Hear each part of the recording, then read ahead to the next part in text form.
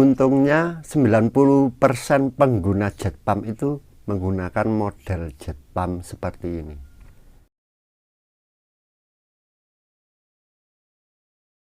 Dan ironisnya, banyak hal-hal sepele dilakukan oleh banyak orang, padahal itu bisa menyebabkan jet pump tidak keluar air. Inilah rahasia tukang yang saya bagikan untuk Anda. Insya Allah sangat bermanfaat.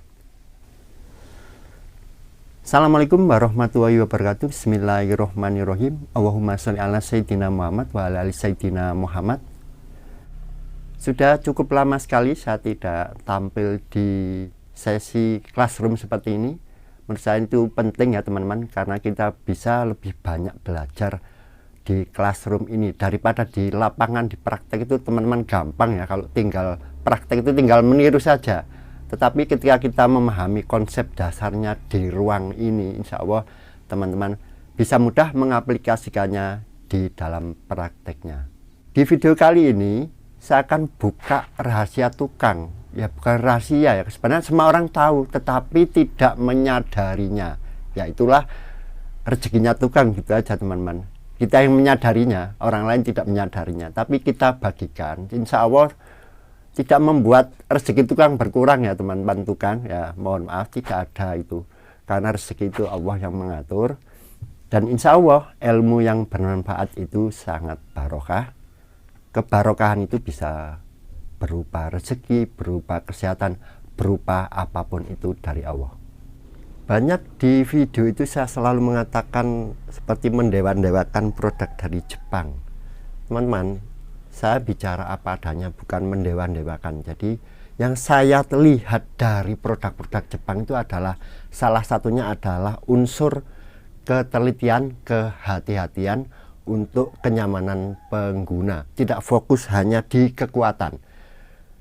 Dan sayangnya, bukan sayangnya ya, memang kenyataan seperti itu, hampir sebagian besar pengguna jet pump itu menggunakan model Italian style seperti ini, bukan Japanese style ya teman-teman. Kenapa? Ya tidak ada masalah teman-teman, karena kebanyakan yang Japanese style itu dipergunakan untuk yang langsung pemakaiannya ke kran, buka tutup kran, mesinnya menyala. Sedangkan model Italian style ini paling banyak digunakan ya karena lebih efisien. Kebanyakan pengguna itu menggunakan pompa jet pump seperti ini untuk mengisi toren, tidak memakai pelampung ya, tetapi memakai radar. Jadi hidup matinya dikontrol oleh permukaan air. Permukaan air tadi ada saklarnya yang memutus dan menghidupkan dari motor pompa air ini. Sayangnya pemahaman seperti itu tidak dipahami juga oleh pelanggan, dan toko juga tidak menjelaskan. Untungnya Shimizu itu berbaik hati ya teman-teman, akhirnya mengeluarkan produk yang tidak dilengkapi dengan tabung, dengan pressure switch dan pressure gauge ya, karena ini dalam prakteknya kelengkapan kecil-kecil ini tidak digunakan ketika kita mengisi toren memakai radar. Itu juga menjawab pertanyaan, saya lepas tabung itu gimana, karena selama ini ada tabungnya. Di video kali ini kita tidak akan membahas seperti itu, cuman kita berikan gambaran seperti itulah penggunaan pompa air jet pump ini pada umumnya. Banyak hal-hal sepele yang kita lakukan, tetapi fatal akibatnya pada pompa air model jet pump. Karena konsep dasarnya yang harus kita pahami adalah jet pump itu di bagian bawah ada mata jet. Di dalam mata jet ada nozzle. Sedangkan nozzle-nya lubangnya hanya sekitar 3 mili. Itu yang sangat jarang dipahami. Sedangkan sistemnya adalah seperti sirkulasi dari discharge atau pressure pipa masuk ke suction pipa lewat mata jet yang ada di bawah. Insya Allah teman-teman sudah tahu, tapi tidak menyadari atau sengaja tidak sadar. Dan banyak yang tidak sadar bahwa di dalam ada namanya nozzle. Saya berikan contoh kasus sepele. Pompa air saya itu mancing, Pak. Oke, tidak ada masalah karena hanya memancing. Ya, ketika membuka tabung ini atau pakai plug atau dop, dipancing penuh, air tidak mengalir, ya itu sudah rezekinya tukang gitu aja teman. Itulah hal-hal sepele, membuka tabung ini, melepas tutup pancingan. Banyak teman yang menanyakan mau membersihkan ini jalurnya lubang air dari pressure gate atau pressure switch ketika buntu, akhirnya jadi masalah. Karena apa teman-teman? Secara konstruksi model Italian style seperti ini yang 99% digunakan oleh pelanggan itu berbeda dengan Japanese style. Di mana letak kuncinya? Kuncinya di sini.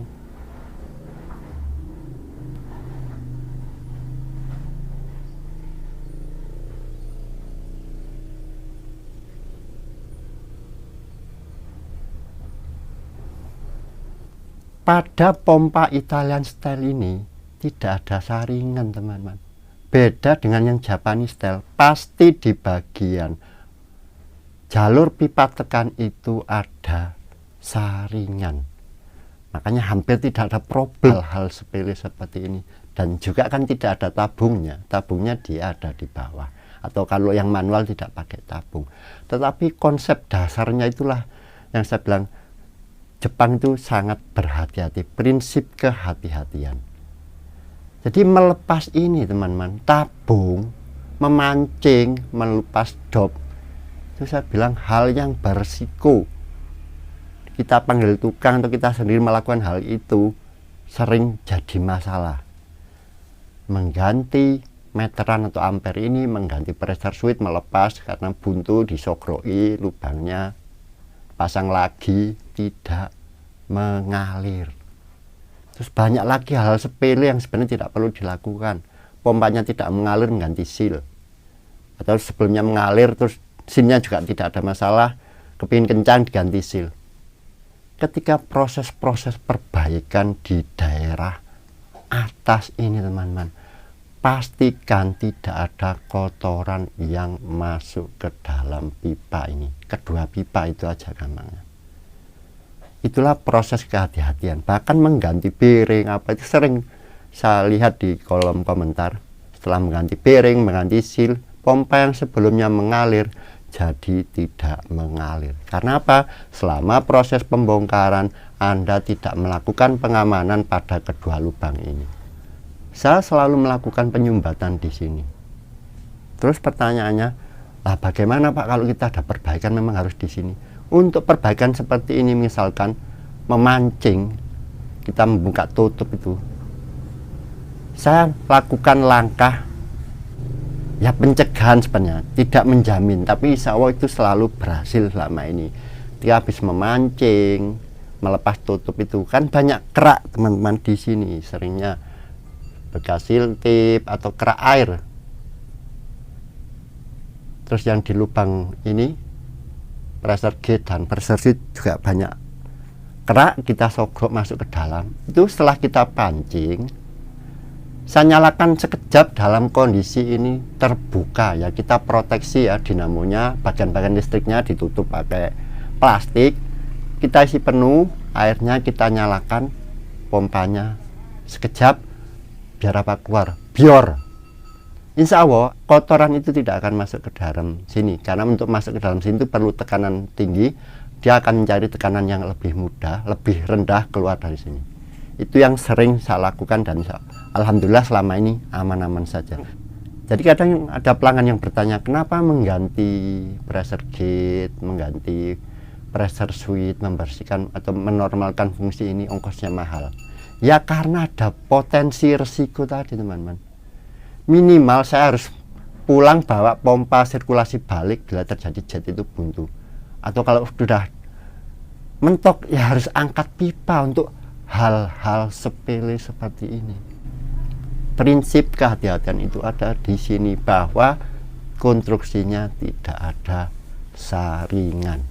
Jadi banyak kasus pompa yang terbakar itu teman-teman, kemudian digulungkan ke tukang dinamo. Ketika saya disuruh memasang kembali, saya sampaikan ketika saya pasang kembali insya pompanya akan mutar. Tetapi untuk menghisap atau mengalir tidaknya saya tidak menjamin.